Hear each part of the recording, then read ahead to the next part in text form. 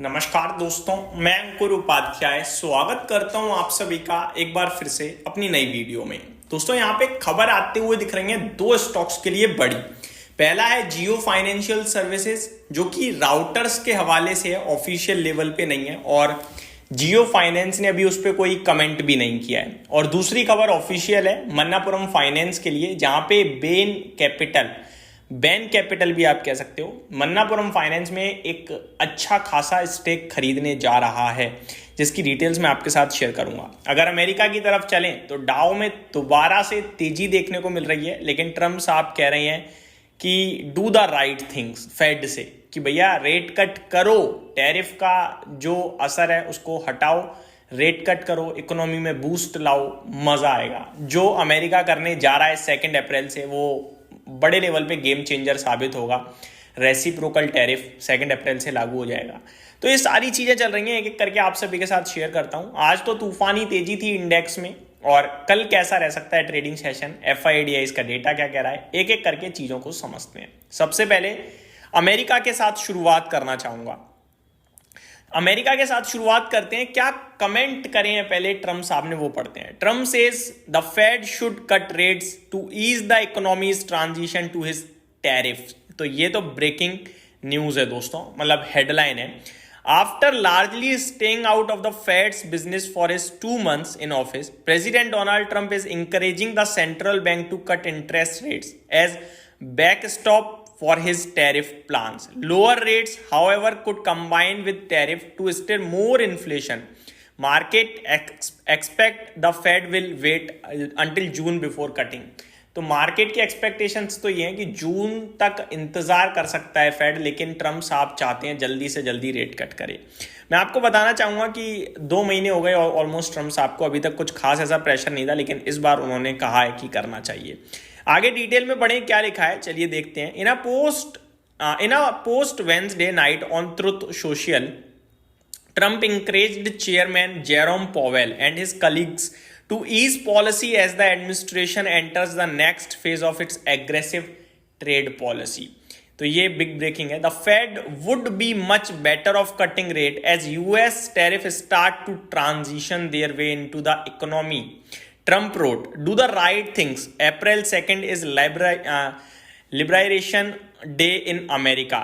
तो ये बड़ी चीजें होते हुए दिख रही हैं, जहां पे ट्रम्प साहब कह रहे हैं कि भैया रेट कट करो, बहुत चीजें बदलने जा रही हैं, बड़ा बदलाव होने जा रहा है। अमेरिका की बात करें तो डाउ 180 पॉइंट ऊपर है, खुले लाल में, लेकिन ऊपर चले गए, अच्छी बात है। नेस्डेक आधा % ऊपर है, S&P 500 1/3% ऊपर है, रसल 2000 फ्लैट टू पॉजिटिव है। ये पूरे के पूरे यूएस का हाल है। हमें यूएस की तेजी पे खुश नहीं होना है, कभी भी टूट सकते हैं, और यूएस की गिरावट से घबराना नहीं है, क्योंकि हमारे लिए नहीं है, वो उनका प्रॉब्लम है। तो ये इस समय यूएस इकोनॉमी अपने आप को रीस्ट्रक्चर कर रही है, आप ये कह सकते हो। ठीक है जी, अब आते हैं यूरोप के बाजार में। तो यहाँ प्रॉब्लम दिख रही है। कैक 0.5% नीचे है, डेक्स 1.25% नीचे है, और फिट्सी फ्लैट है, हरे निशान में है, बट अच्छी बात ये है। आते हैं दोस्तों FID, नहीं पहले आप सभी के साथ बात करते हैं थोड़ा सा स्टॉक्स के बारे में। तो 2 बड़ी खबरें हैं। पहली न्यूज है Manappuram Finance, Bain Capital to invest 4,385 crore in Manappuram Finance for 18% stake.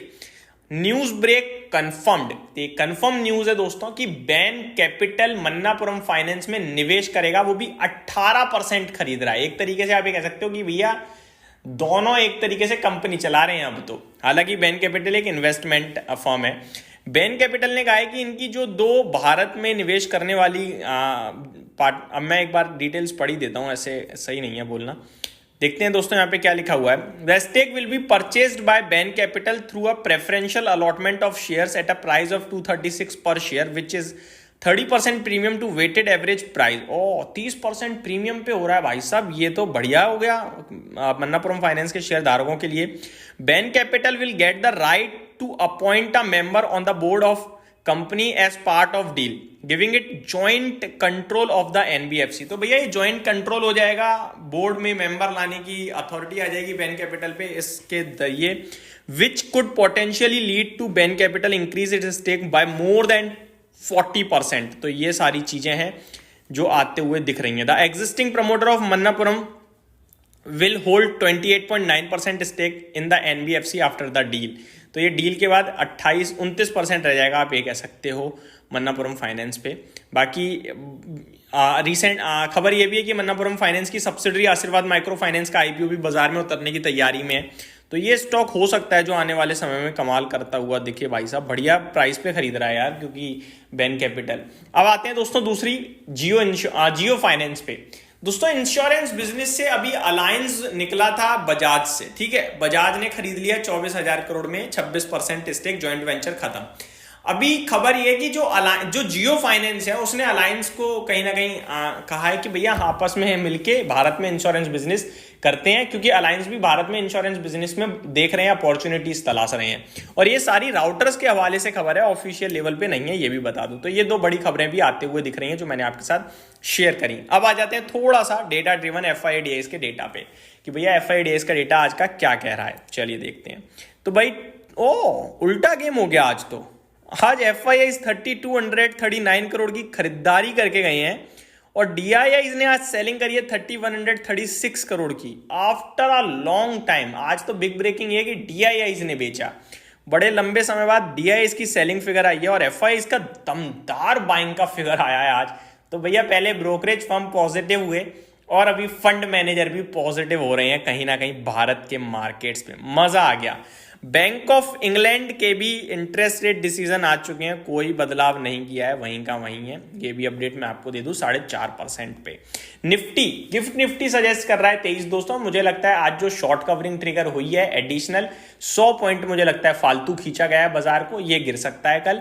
तो पॉसिबिलिटीज है 23,050 से 23,250 के बीच में बाजार रहेगा, यानी ऊपर मेरे को लगता है 50-60 पॉइंट ज्यादा से ज्यादा जा सकता है, लेकिन नीचे हो सकता है 90 पॉइंट तक टूट जाए। और टूटना नहीं मानूंगा मैं उसे, वो एडजस्ट होना कहूंगा मैं उसे, क्योंकि आज शॉर्ट कवरिंग हुई थी। तो ये मेरी तरफ से डिटेल्स थी। उम्मीद करता हूँ वीडियो पसंद आई होगी, जानकारी अच्छी लगी होगी। Thank you so much for watching this video. Good night guys.